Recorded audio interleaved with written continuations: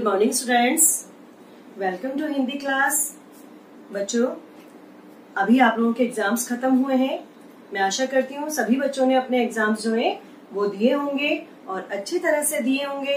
अच्छे मार्क्स आप लोगों के आएंगे और मैं ऐसी उम्मीद करती हूँ बेटा, और ये भी आशा करती हूँ कि आप सब अपने घरों में सुरक्षित होंगे बच्चों। ठीक है, अभी हमारा फर्स्ट टर्म जो है वो अभी हुआ है और अब हम उससे आगे का जो अपना सिलेबस है वह कर रहे हैं बेटा। ठीक है, तो आज हम आपकी जो पाठ्य पुस्तक है वसंत जो है बच्चों ये, ठीक है, उसका पाठ 7 क्या निराश हुआ जाए। ठीक है, इस पाठ को हम कर रहे हैं जो कि आपका जो है पृष्ठ संख्या 34 पर है बेटा। ये है ना, कौन सा है ये पृष्ठ संख्या 34। ये है आपका पृष्ठ संख्या 34 पर आपको ये पाठ आपका मिलेगा। ठीक है बच्चों, तो आज हम जो है इस पाठ को करेंगे और इसमें जो भी शब्दार्थ हैं यानी कठिन जो शब्द हैं उनको हम यहाँ पर लिखेंगे। चलिए बेटा, तो हम पाठ पढ़ते हैं। ये जो पाठ है बच्चों, क्या निराश हुआ जाए, है ना, ये पाठ जो है आपके पाठ्य पुस्तक का है। हजारी प्रसाद द्विवेदी जी का लिखा हुआ है ये। और इसमें लेखक क्या कह रहे हैं, वो कहते हैं कि क्या आजकल का समय ऐसा आ गया है कि निराश हुआ जाए। यानी निराश कब होता है बेटा कोई, जब चारों तरफ से हताश हो जाता है, परेशान हो जाता है, कोई उम्मीद की किरण उसे नहीं दिखती है। तो लेखक कह रहे हैं कि क्या जो आज का समय है क्या वो ऐसा हो गया है कि निराश हुआ जाए। कह रहे हैं आज जब भी कभी मैं अखबार पढ़ता हूँ तो अखबारों में बेटा क्या पढ़ता हूँ कि चोरी, डकैती, तस्करी, भ्रष्टाचार, ये समाचार उसमें भरे होते हैं और इनको देखकर जो है मेरा मन कभी कभी बड़ा दुखी होता है, बैठ जाता है, यानी परेशान हो जाता है और मुझे लगता है कि समाज में कोई ईमानदार आदमी ही नहीं रहा है। सभी व्यक्ति जो है संदेह की दृष्टि से देखे जाते हैं बच्चों। और कह रहे हैं कि ये जो भारत है हमारा, यह एक बहुत ही स्वर्णिम देश कहा जाता था। सोने की चिड़िया कहा जाने वाला जो भारत है, जो हमारा गांधी और तिलक का भारत है, जिन्होंने स्वप्न देखा था कि भारत जो है एक इतना अच्छा देश हो कि राम राज्य वाला हो। कह रहे आज वह देश जो है वह भ्रष्टाचार की गर्त में गिरता जा रहा है। यानी आज वहाँ पर भ्रष्टाचार हो रहे हैं, आरोप प्रत्यारोप हो रहे हैं, लोग एक दूसरे पर इल्जाम लगा रहे हैं बच्चों। ठीक है, अपनी कमियां नहीं देख रहे हैं लेकिन दूसरों पर इल्जाम वह लगाए जा रहे हैं। कह रहे इसको देखकर जो है लेखक कहते हैं कि मेरा मन जो है आजकल बहुत दुखी हो गया है, बड़ा परेशान हूं मैं इस चीज को लेकर। और कह रहे हैं कि आजकल जो है बच्चों देश में कुछ ऐसा माहौल बन गया है कि ईमानदारी से मेहनत करके जीविका कमाने वाले जो निरीह और भोले भाले श्रमजीवी हैं वह जो है आज पिस रहे हैं बेटा। मेहनत श्रमजीवी होता है बच्चों, मेहनत करने वाला जो होता है ना, श्रमजीवी। श्रमजीवी का मतलब होता है जो मेहनत करता है ना, मेहनत करके कमाने वाला, मेहनत करके कमाने वाला कह सकते हैं या खाने वाला कह सकते हैं, एक ही बात है। ठीक है, मेहनत करके खाने वाला। और दूसरा एक आया था संदेह, संदेह में शक। तो कह रहे हैं कि आजकल जो है वो कुछ ऐसा माहौल बन गया है देश का कि आजकल जो बेचारे भूले भाले लोग होते हैं, यानी जो मेहनत करके खाने वाले होते हैं, वह लोग तो आज पिस रहे हैं। और दूसरी तरफ जो झूठ और फरेब यानी धोखाधड़ी का जो बिजनेस करने वाले हैं वह लोग आज फल फूल रहे हैं बेटा, वह खूब तरक्की कर रहे हैं। लेकिन जो मेहनत कर रहे हैं बेचारे, जो छोटे लोग होते हैं, ये जो डेली कमाते हैं, डेली खाते हैं, मेहनत मजदूरी मतलब करने वाले जो लोग होते हैं वह आज पिस रहे हैं। और धोखाधड़ी का जो व्यापार करते हैं, झूठ और फरेब का जो रोजगार करते हैं वह फल फूल रहे हैं। ईमानदारी को आज मूर्खता का पर्याय समझा जाने लगा है। लेखक क्या कह रहे हैं कि जिस ईमानदारी को बेटा प्राचीन भारत में बहुत ही अच्छा समझा जाता था, इज्जत दी जाती थी, उस ईमानदारी को आज लोग मूर्खता का पर्याय समझ रहे हैं। यानी जो अधिक ईमानदार लोग होते हैं ना, जो कहीं भी मतलब किसी से 2 पैसे भी एक्स्ट्रा नहीं लेते, आज उनको मूर्ख समझा जाता है। कहा जाता है अरे पागल है, वो तो मूर्ख है, उसे पैसा कमाना ही नहीं आता है। तो कह रहे कि आज जो है वह ईमानदारी को मूर्खता का पर्याय में से आप लोग जानते हैं बेटा समान अर्थ वाला जो है, तो यानी कि ईमानदार को मूर्ख कहा जाता है और सच्चाई एवं भीरू और बेबस लोगों के हिस्से में आई है। केवल सच्चाई जो होती है वो केवल भीरू और बेबस। भीरू होता है बेटा जिन्हें अपने धर्म के छूटने का डर हो, भीरू है ना। भीरू का मतलब है ऐसे लोग जिन्हें अपने धर्म के छूटने का भय हो, जिन्हें जो अपना धर्म है उनका वो ना छूट जाए, धर्म भ्रष्ट ना हो जाए, इसका डर जिन्हें होता है, जिन्हें धर्म के छूटने का भय हो, छूटने का भय यानी कि डर हो, ठीक है ना बेटा, डर, डर हो जिसे। और दूसरा एक शब्द आया बेबस। बेबस होता है, क्या होता है बेटा, मजबूर, विवश जिसे कहते हैं, है ना। तो बेबस का मतलब होता है मजबूर, मजबूर, ठीक है। तो कह रहे हैं कि सच्चाई केवल भीरू और बेबस लोगों के हिस्से पड़ी है, यानी जो सच्चाई है वह केवल ऐसे लोगों को जिनको अपने धर्म के छूटने का डर रहता है हमेशा, या जो मजबूर है लोग, उनके हिस्से में आई है। ऐसी स्थिति में जीवन के महान मूल्यों के बारे में लोगों की आस्था भी हिलने लगी है।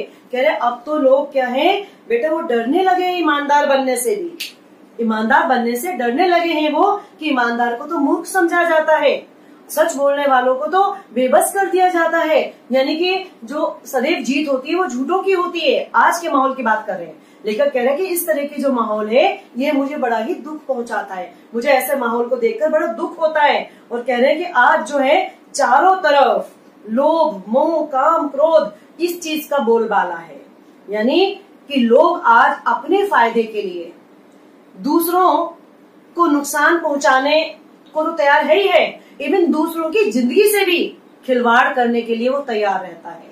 सिर्फ उसे ऐसा लगे कि अगर इसको नुकसान पहुंचाकर या इसको अपने रास्ते से हटाकर मेरा फायदा हो रहा है, तो आज इंसान उसको करने में भी बच्चों बिल्कुल भी हिचकिचा नहीं रहा। तो लेखक कहते हैं कि इस तरह का जो वातावरण आज कायम हो गया है चारों तरफ, कह रहे उससे बड़ा ही दुख होता है, उससे मुझे बहुत ही दुख होता है। और चारों तरफ जो भूखमरी फैल रही है, क्यों? क्योंकि आज जो है ईमानदारी का तो जमाना ही नहीं रहा, और जो लोग वैसे बेईमान जो है उनके लिए लोगों की कोई कीमत नहीं रही है। तो इस तरह आज जो गरीब लोग हैं बेचारे, वो और अधिक पिसते जा रहे हैं, वो और अधिक कमजोर होते जा रहे हैं, और अधिक गरीब होते जा रहे हैं। और कानून जो है बच्चों, कानून है लेकिन लोगों को जो है कानून को लोगों ने अपने एक तरह से कठपुतली बना दिया है। मतलब वो समझते हैं कि कानून जो है वो तो हमारे लिए है, हम उसको खरीद सकते हैं पैसों से, हम पैसों से कुछ भी खरीद सकते हैं। कह रहे चाहे कानून है, चाहे धर्म है, चाहे पुलिस है, हर चीज को हम जो है पैसों से खरीद सकते हैं।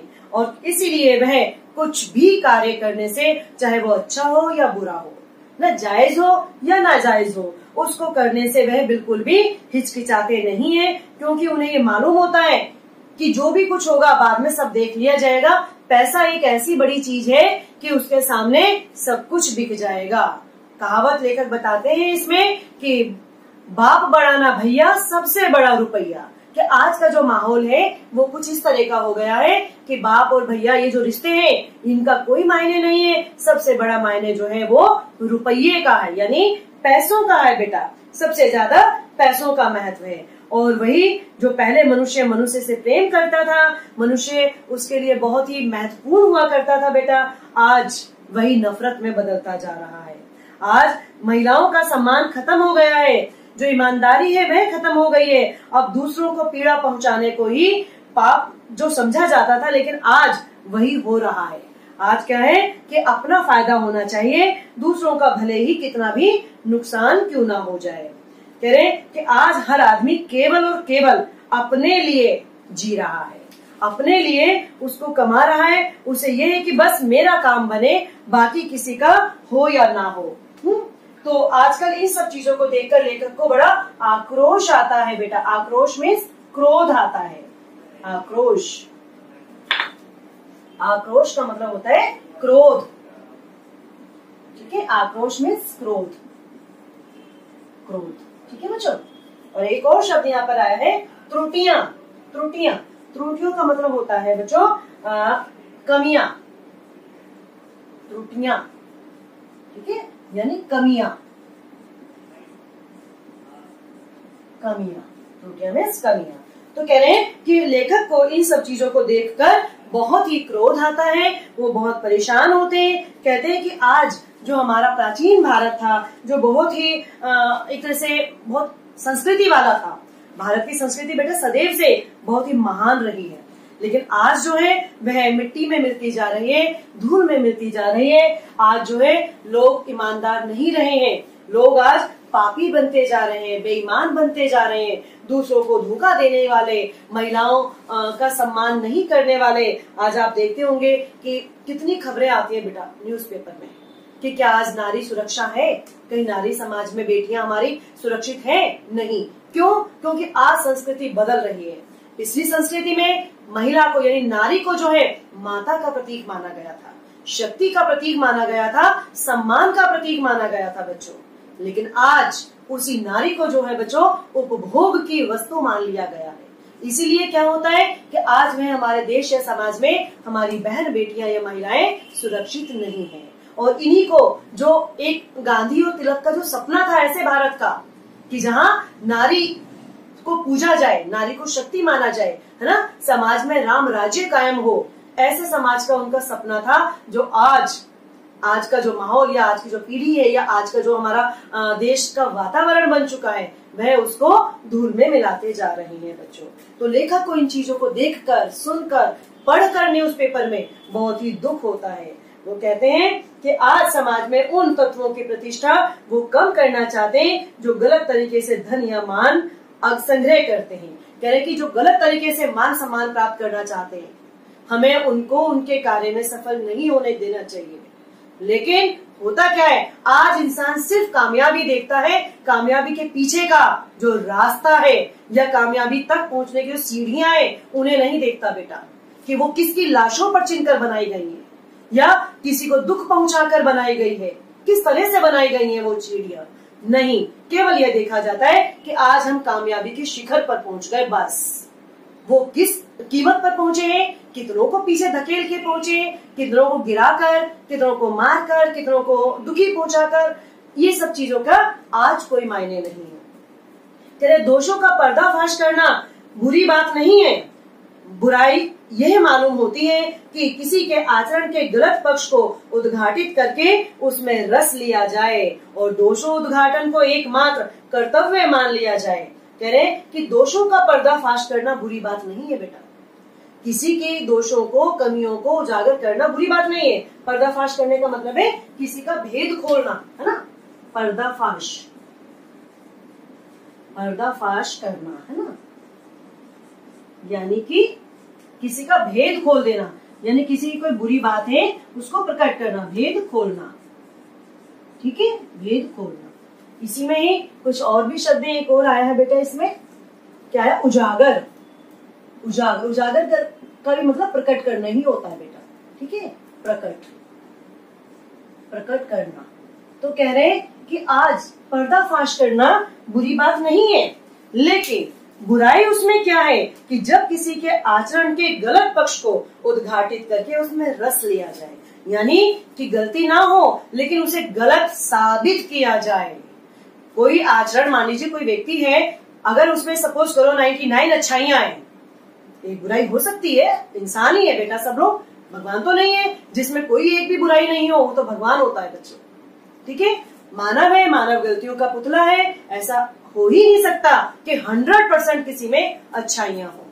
लेकिन यदि मान लीजिए किसी में 99 यानी 99 अच्छाई हैं, लेकिन कोई एक छोटी सी बुराई है, तो इंसान उन 99 अच्छाइयों को तो अवॉइड कर दे, लेकिन उस एक बुराई को पकड़कर बैठ जाए और उसको बार बार उसको प्रकट करे, उसको उजागर करे और उसमें बड़ा ही आनंद ले। कह रहे वो गलत चीज है। कह रहे दूसरों के इस तरह के दोष को उद्घाटन करने का, यानी उसको प्रकट करने में जब इंसान रस लेता है, आनंद लेता है, तो वह गलत है। कह रहे कि बुराई में रस लेना बुरी बात है बच्चों, अच्छाई में उतना ही रस लेकर उजागर न करना और भी बुरी बात है। कह रहे बुराई को तो बुराई में रस लेना तो बहुत बुरी बात है, यानी बुराई का साथ नहीं देना चाहिए, लेकिन अच्छाई में उतना ही रस लेकर उसको उजागर न करना और बुराई है। मतलब बुरे लोगों का साथ रहना तो बुरी बात है ही, लेकिन अच्छाई में रह रहे हो आप और उसमें को उजागर यानी कि उसमें कोई कमी है उसको भी आप उजागर ना करो तो वह और अधिक गलती है। कह रहे ऐसा नहीं करना चाहिए। और साथ ही सैकड़ों घटनाएं ऐसी होती हैं जिन्हें उजागर करने से लोक चित्त में अच्छाई के प्रति अच्छी भावना होती है। कह रहे कई बार क्या होते हैं, मान लीजिए कोई व्यक्ति अच्छा है लेकिन उसकी छोटी सी एक गलती है तो हमें उसको उस चीज को बताना चाहिए ताकि वो उसको भी सुधार करे और वह लोगों के लिए एक आदर्श बन जाए। ठीक है, तो इस तरह से जो है हमें जरूर करना चाहिए। लेखक बेटा इसमें ना एक घटना अपनी बता रहा है, दो घटनाएं बता रहे हैं। वैसे लेखक कहते हैं कि ये समय बहुत ही निराश करने वाला है आज का, लेकिन फिर उन्हें अपने जीवन में हुई दो घटनाएं याद आती हैं और उनके आधार पर लेखक का जो दृष्टिकोण है बेटा वह बदल जाता है। वो दो घटनाएं इस पाठ में उन्होंने बताई हैं जो लेखक के स्वयं के साथ घटित हुई है, जिनके आधार पर लेखक का ये मानना हो गया है कि नहीं, अभी ईमानदारी पूरी रूप से खत्म नहीं हुई है। पहले लेखक ये सोचते थे कि ईमानदारी खत्म हो गई है, अब दुनिया में सिर्फ बेईमानी रह गई है, अच्छे लोग नहीं है अब। लेकिन दो घटनाओं के आधार पर वह कह रहे हैं कि नहीं, ऐसा नहीं है। तो उन दो घटना में से पहली घटना कौन सी है बेटा? वो है, लेखक कहते हैं कि एक बार मैं टिकट स्टेशन पर गए, यानी कि वो गए रेलवे स्टेशन पर। ठीक है, उनको कहीं जाना था, रेलवे स्टेशन पर गए और जो टिकट विंडो होती है ना बच्चों, वहां पर वो गए और जल्दी से कह रहे 10 रुपए का उनका टिकट होगा जहां भी जाना था और कह रहे फटाफट मैंने पैसे निकाले क्योंकि गाड़ी जल्दी में थी होगी, तो मैं जल्दी से उनको पैसे देने लगा और मैंने 10 के बजाय 100 का नोट निकालकर उसको दे दिया जो टिकट देने वाला था, टिकट बाबू जो था मीन्स। तो कह रहे मुझे नहीं पता था कि मैंने 100 का दे दिया, मैंने 10 समझ कर दिए थे और जल्दी से उसे दे के फटाक से उसे टिकट दिया और मैं उसे लेकर अपनी गाड़ी की तरफ चल दिया। क्यों? क्योंकि लेखक को पता ही नहीं था कि मैंने 10 का दिया या 100 का दिया है।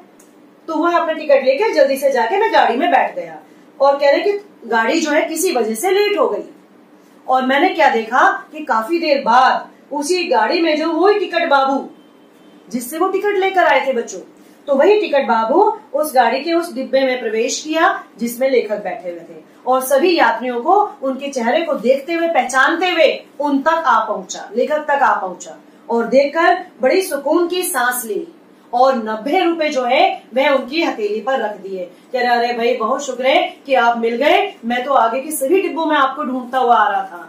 देखिए बता कितनी बड़ी गलती हो गई, ना तो आप ही ने ध्यान दिया और मैं इतने निकाले मैंने पैसे, इतने तो आप आ भी गए। लेखक को ये भी नहीं पता चला कि क्या हुआ है। उन्होंने कहा क्यों भाई? कह रहे आपके बाकी पैसे 90 रुपए। और तब लेखक को अंदाजा हुआ कि शायद मैंने 100 का नोट दिया था क्योंकि ये 90 रुपए लौटाने आए हैं और सोचने लगे कि आज भी ऐसे इंसान बाकी है कि जो बकाया सभी डिब्बों में घूमते हुए मुझे यहाँ पर देने आए हैं वो, वरना तो कोई होता तो सोचता अरे चला गया मैं क्या करूं, छोड़ो परे, रख लिए, कभी दोबारा आएगा तो दे दूंगा अगर मांगने आएगा तो, नहीं तो अपने गए। तो उन्हें देखकर लेखक को लगा कि नहीं, ईमानदारी तो अभी बाकी है, ईमानदारी है लोगों में, अभी भी समाज में ईमानदार लोग हैं, भले ही कम हो गए हैं पर है वो, ऐसा नहीं है कि खत्म हो गए हैं। ठीक है बच्चों, तो एक तो ये घटना थी और एक और घटना वो बताते हैं अपनी इसी बात को सिद्ध करने के लिए कि संसार में या दुनिया में जो है अभी सच्चाई या ईमानदार लोग खत्म नहीं हुए, कम तो हो गए पर अभी हैं वो लोग। ठीक है, तो बच्चों दूसरी घटना के बारे में हम अपनी अगली कक्षा में जो है पढ़ेंगे, क्योंकि आज मैंने आपको वो एक घटना बताई है और आधे पाठ का हमने सारांश पढ़ा है। आज बच्चों हमने 36 पाठ तक आपका पढ़ लिया है और अपनी अगली कक्षा में हम अपना 37 पाठ से आरंभ करेंगे। ठीक है बच्चों, तो आप इसको सुनिए। ये क्लास आपकी मैंने रिकॉर्ड करके आपको दी है बेटा, क्योंकि ये क्लास लाइव नहीं ली गई है, इसलिए मैं आपको इसकी वीडियो सेंड कर रही हूँ जिसको आपको देखना है, पाठ को समझना है। ठीक है बच्चों, तो आज की कक्षा में केवल इतना ही। ठीक है, अगली कक्षा में हम लोग फिर से मिलते हैं बच्चों। तब तक के लिए आप घर में रहिए, सुरक्षित रहिए। धन्यवाद बच्चों।